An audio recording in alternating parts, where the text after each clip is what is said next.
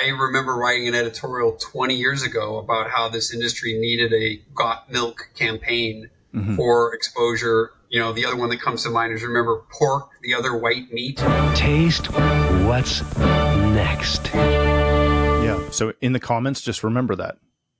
Just like that wasn't effective 5 years ago, 10 years ago, 15 years ago, 20 years ago. Yeah, that's still not valid. Well, Mr. Miller told me he never drinks milk. Look at him. Yeah. Oh, that's not good. On this episode of ResiWeek, we talk how hard smart TVs are to use and CEDIA's new consumer campaign. All this and more on this episode of ResiWeek. This is ResiWeek, episode 491, Wealthy People Stuff. Welcome to this episode of ResiWeek. This is your weekly roundup of all the latest news and stories for the residential AV industry. I'm your host, Matt D. Scott for AVNation.tv, and this week I'm pleased to be joined by two of my good friends. First, we have Mr. Jason Knott. He's an evangelist over at D-Tools. How are you, sir? I'm doing great, Matt. Thanks for having me. Thank you for being here. Then we got the one and only Mr. Patrick Norton. He's a content specialist over at CTI. How are you, sir? I'm full of mirth and good cheer. Excellent. All right, gentlemen, we are going to kick this off with a fun story that comes to us from CE Pro. Smart TVs are smarter than ever, but still not always easy to use. I'm going to argue the first part of that sentence might not be as accurate as we'd like to think it is. And the second part is also not as accurate in diverging directions. Maybe. All right. So go read through the article. It is a fantastic article talking about how not only are TVs becoming more ambient devices, as in they're on in the background more often than not, and how they're doing so much more than just, streaming or watching TV. There's photo galleries, there's screensavers, there's, seeing doorbells and lights and all kinds of other things, as well as gaming and everything else. They're the home hub, if you will. Jason, when you see an article like this, and when you look at kind of your own smart TV usage, is the expectation just too high that these quote unquote smart TVs will be easily used and, gosh, dare I say, functional? Well, I would throw it back to you and Patrick and ask you the question that from your integration experience, that what do you think about how every 5 years the central hub of this home has changed? Mm-hmm. First it was, it's going to be just a keypad. Then it's going to be the iPad. Then it's going to be the remote control. Then it's going to be the iPhone. Then it's going to be voice control. Do you guys see, other than lighting, think about what is used in the home most often, and the TV is probably secondary to lighting, I'm going to guess, in terms of what's on. But do you see the TV as the control hub of the home now? Is that's what this article's kind of saying? They may dream that.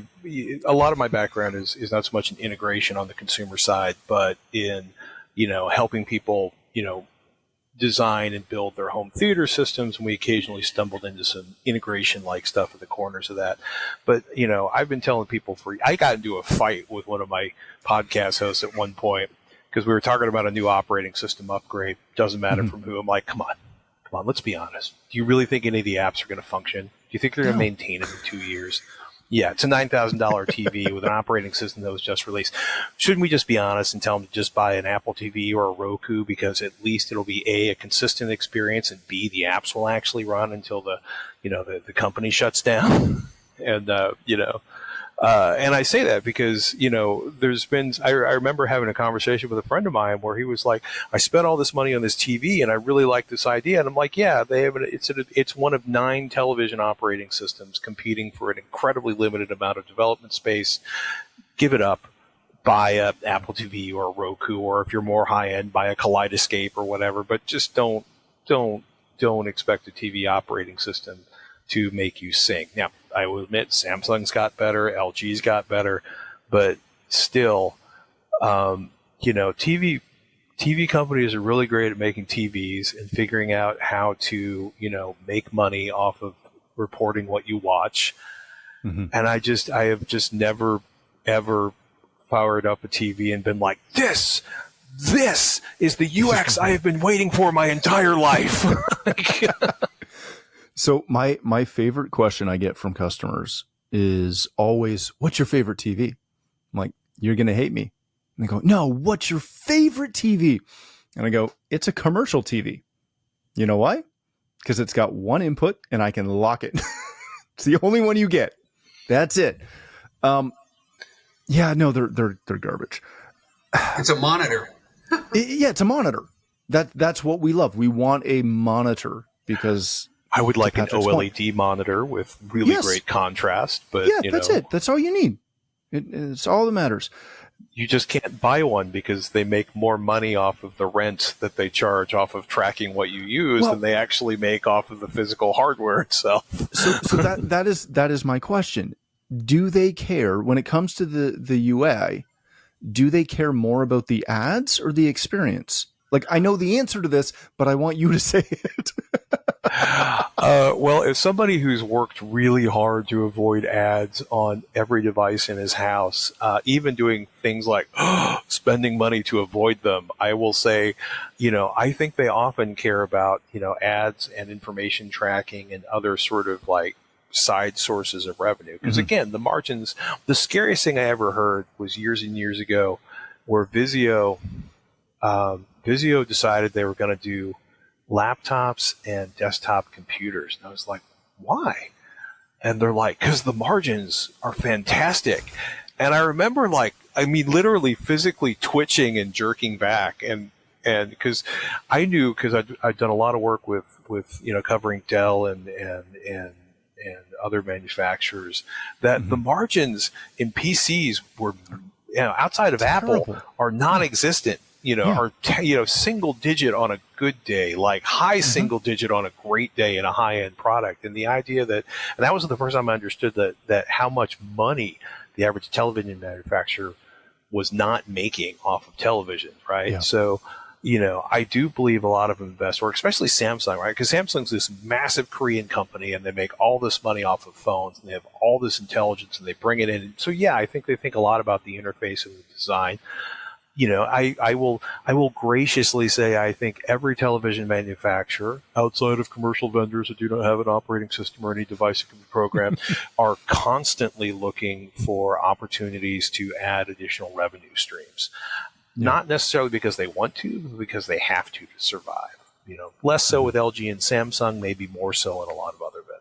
Let me ask you guys this. This is interesting. In the article, it talked about the AI elements being added into the TVs. And, we know that, if you recall, a few years ago from CEDIA Expo, I think it was the keynoter, Greg Durkin, was talking about the recommendations algorithm in Netflix and how it's purposely driven to drive people to documentaries or to view programs on Netflix that Netflix can bought for less, so they don't documentaries don't cost very much.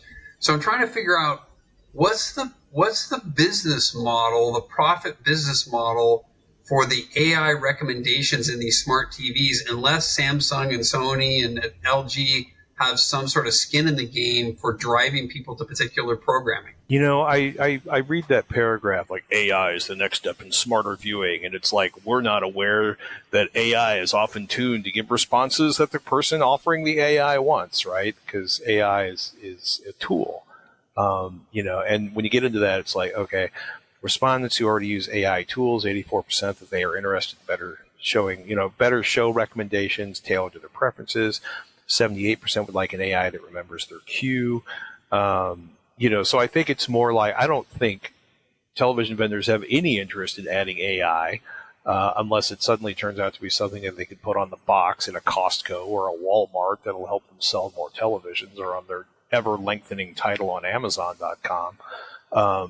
I think this is simply a reflection that we'd really, if I searched for X, I would like X, not Y or Z or P or D or Q, right? And that's a problem. I was laughing like one of the oddities I've noted was, in its ongoing, I feel, group is a safe place. I'm using my feeling words. I feel, for example, one of the major music vendors is doing things like, I was getting a reggae mix, and a year ago, I'd say that Spotify would have given me all reggae artists, some obscure ones, some major ones. But this time I was like, this is a major song by a cover band, and, probably something they bought and probably they don't have the streams for. And I feel like there's a lot of cost cutting measures showing up, like our beloved host pointed out with Netflix, like, yeah, they drive you towards stuff that costs them the minimal amount per stream. Now that we think about it, I'm sitting here talking about it,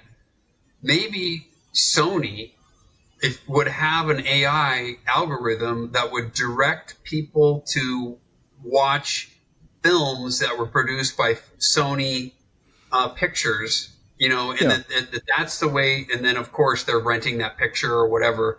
I'm just thinking out loud, but there's got to be a reason or an end game financially for them to include that in there. And don't forget that they also, the major manufacturers, they all have some level of free, quote unquote, manufacturer supported, like ad network supported TV that's over the network that lets you see, for whatever reason, Baywatch and like a bunch of other random 80s and 90s sitcoms are always available on those, I think Samsung's is Samsung Streaming Plus or whatever it is.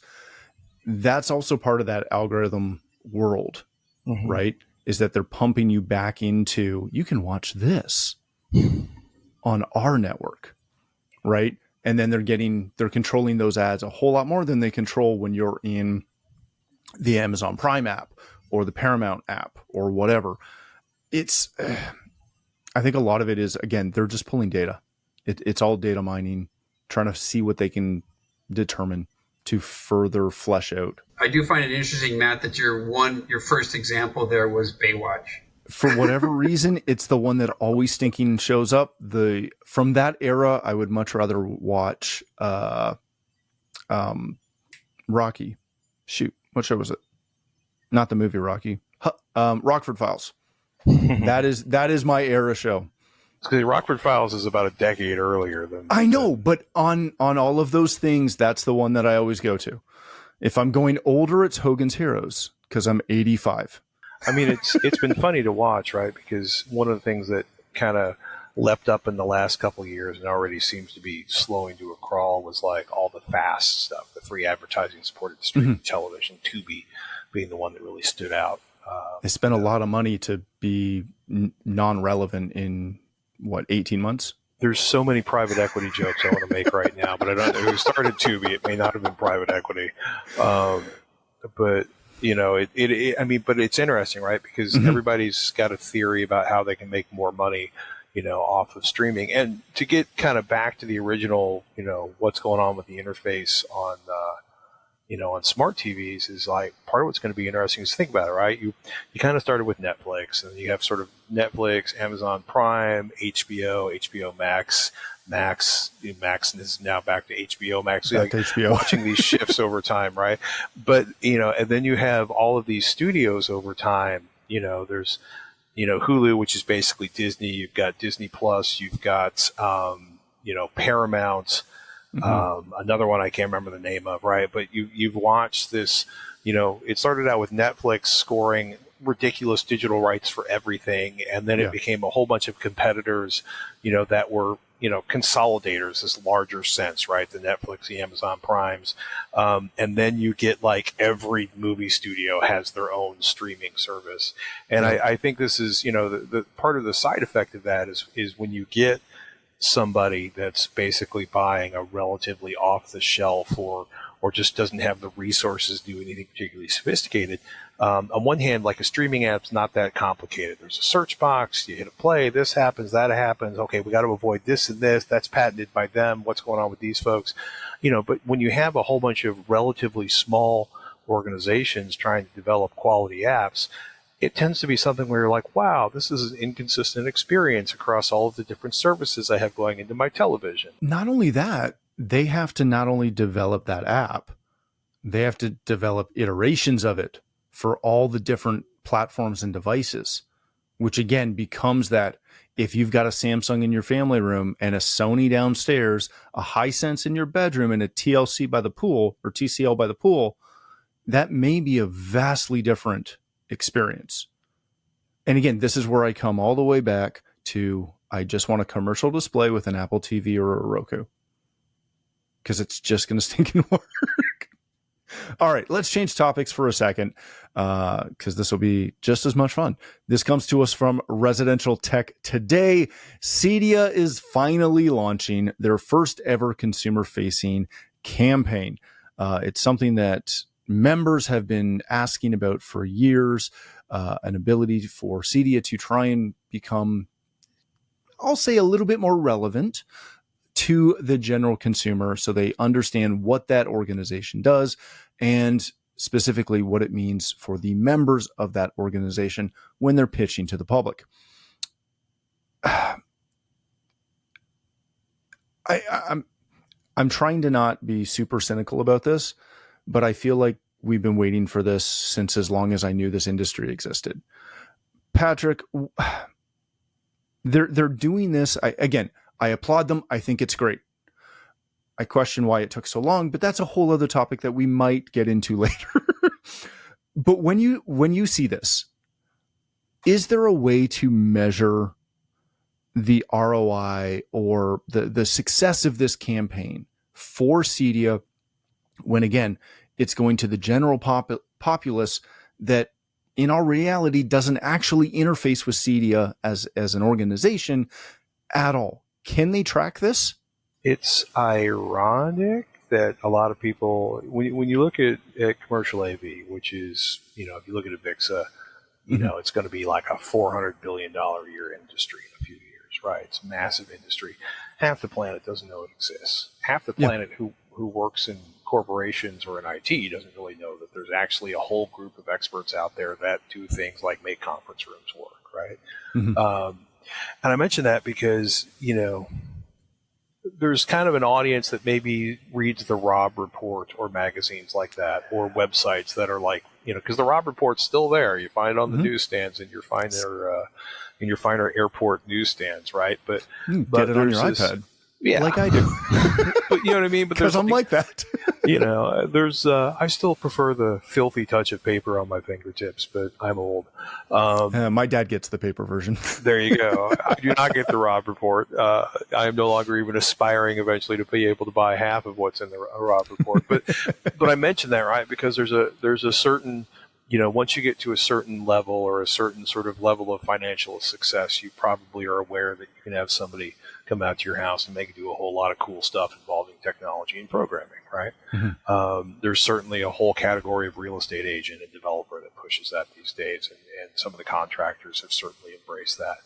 And when you get below that level or outside those areas where it's wealthy people who know about wealthy people stuff, it starts to get thinner, right? And there's a story you need to tell. And the story is like, we can do all these extraordinary things that, help make your house more useful by integrating technology. And, can you measure that? Absolutely. You can do surveys, you can do before and afters, you can ask people to watch the material and find out whether or not they retain anything from it. You can, look at overall sales. You can target it at regions and look at to see if the campaign impacts sales in the regions. But it's such,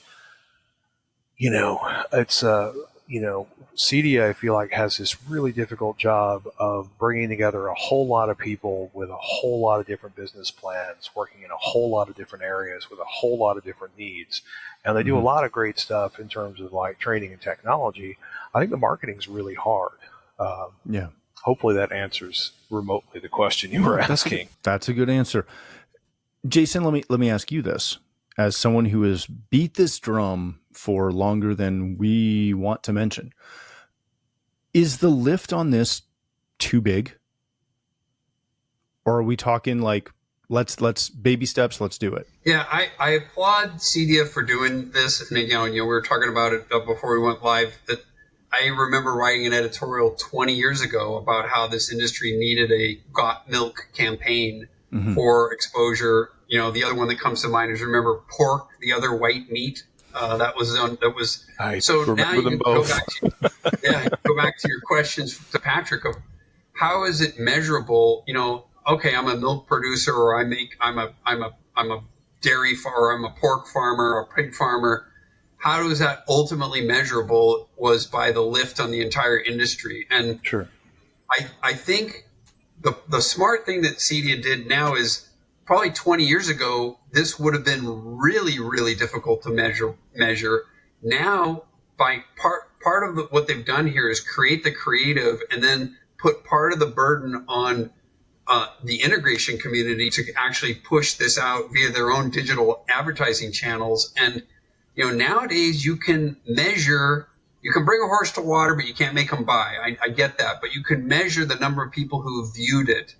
You can measure the number of people who, if there's a call to action, that when the integrator puts something together, he has some sort of a call to action. Oh, you might want to download this white paper on how to build a great home theater, or what the elements of a great home theater are, or something like that.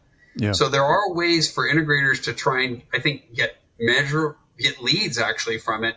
Ultimately, will CEDIA be the one that's responsible for measuring each and the individually? It's going to be very difficult, but again, I applaud. They got to start somewhere, and it's Right. 20 years ago they couldn't have done any level of measuring without. They're not going to spend $20 million on a Super Bowl ad for this. Yeah. So in the comments, just remember that. just like that wasn't effective 5 years ago, 10 years ago, 15 years ago, 20 years ago. Yeah, that's still not valid. I will give them credit, right, that they're aware of, they created the assets that go along. So people can do print ads, there's social media stuff, there's video clips. And with that, you could certainly do things like, okay, if you're particularly, regional or sort of a relatively small community, that makes it much more, affordable or approachable to try to tap into that energy with Facebook or Instagram or, any of a number of other areas. I mean, it's also really frustrating, right? Because one of the challenges, the conversation I heard a long time ago was somebody's like, this is amazing. We've got a 60% open rate on our emails. Somebody's like, great. What's the click-through and conversion? And they're like, 0. well, nobody's actually bought anything through these. It's like, that's fantastic. I love that you've got that 60% opening rate. But you see, we need them to actually click on something or call us or and that's the real big challenge, right? Awareness is great, but, closing on business is significantly more valuable in the long run. To Patrick's point, I think an element that they could consider adding to this is especially if they're going to encourage integrators to push this out, then you're exactly right. They need to school them or educate them on how to have a good call to action, how to create a lead from this versus, hey, we put this on our website and it was viewed blank number of times. Oh, do you know who viewed it? No. Did you pixel them for social media? Are you capturing contact information? Can you funnel leads to people? Can you make them? I mean, and it's tough, right? Because the basic ad campaign, like magic, right? And I'll admit, when something's integrated properly, it is like magic, and I adore it. But it's also, there's also another challenge is the cost on an average integration is something that outside of so it's not quite Rockefeller territory where if you have to ask, you have to ask the price, you can't afford it. But, for a long time, a lot of the high-end integration stuff has been associated with being incredibly expensive and time-consuming. And that's also, Matt, this is one for you to address, but is like, I feel like there's a lot of sales there that people have to work once people show an interest, and it may be sort of a slippery slope thing where you get them involved in a smaller project and a bigger project, or how do you even approach people who have never dealt with integration on any level before? It's such a challenge because the thing everyone wants to tiptoe around, whether it is the integration world or the homeowner, the customer world, nobody wants to talk about budgets and where budgets align with systems, right? And it's wonderful to show all the things we can do, like magic. It's very hard for the average consumer to understand how that relates because for most consumers who are typically not the ones reading the aforementioned Rob Report or Architectural Digest or anything like that, DuPont Registry, all those fun, lifestyle worlds. To them, a car is a car. It may have more features, but a car is a car. And in our world, there's a huge difference between a Honda Civic car, a Honda Odyssey car, a 4Runner that is rigged out for overlanding, and a high-performance supercar. Do they all drive? Yes, but is the feature set dramatically different and possibly skewed to specific lifestyles? For most consumers, they're still just cars. And that becomes really hard, because you can sit there and go, "Ooh, I want outdoor audio." And for a lot of customers, their version and their vision of what outdoor audio is a battery-powered Bluetooth speaker they take out on the patio. And that patio can be the backyard of a condo. It can be the backyard of an estate. It can be the backyard of a $2 million outdoor entertainment pool complex. That mindset may not change of that Bluetooth speaker. So they come to you and they go, "Ooh, I want to see magic." You go, "What do you want to do?" "Well, I want music everywhere." "Cool. That might be in the range of this." "Oh my gosh, I saw this awesome speaker at stinking, Costco that has LED lights in the cone, and it's amazing." Not that I've ever lost a sale to one of those, but it's, I don't want to talk about it, man. I'm not laughing because it's funny. I'm laughing because I understand. Again, I applaud what they're doing here, and I love it. Where I kind of take pause is, and I'll use an example of a manufacturer in our world. They have a massive library of customizable digital assets that you can use to sell their product. We've used their, those assets a ton, and they're great. But at the end of the day, they help sell that product, not my company. My concern with this is making sure that, and every integrator is going to have to make this decision for themselves. And it's the same of any association. There comes a point where, how much do you promote the association and leverage the association versus how much do you promote your company? Because yes, having better recognition of the association and what we as an industry do is great. But to your point on Avixa, we sell to churches all the time that need, somebody who's got a CTS, because that's in the spec. I am not promoting Avixa to win the House of Worship project. I'm promoting us and leveraging Avixa when we need it to, again, win that bid and win that project. When we leverage CEDIA like that, it's the same deal. I want to market my company a whole lot more than I'm invested in marketing CEDIA, as much as I love CEDIA. It's a tough battle. It's a reasonable thing, right? Maybe you would be more invested in promoting CEDIA if they had started this campaign 20 years ago. Who knows?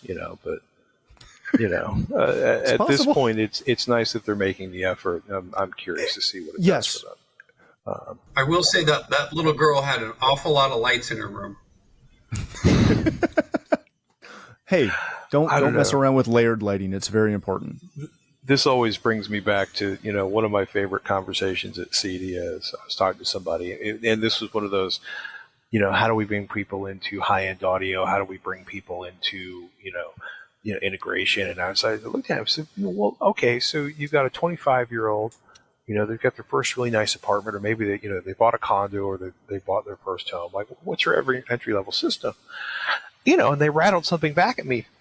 That was $13,000 without speakers. They thought it was a very affordable entry. And I just remember being like, you have no idea what a 25-year-old makes these days, what housing costs. And it's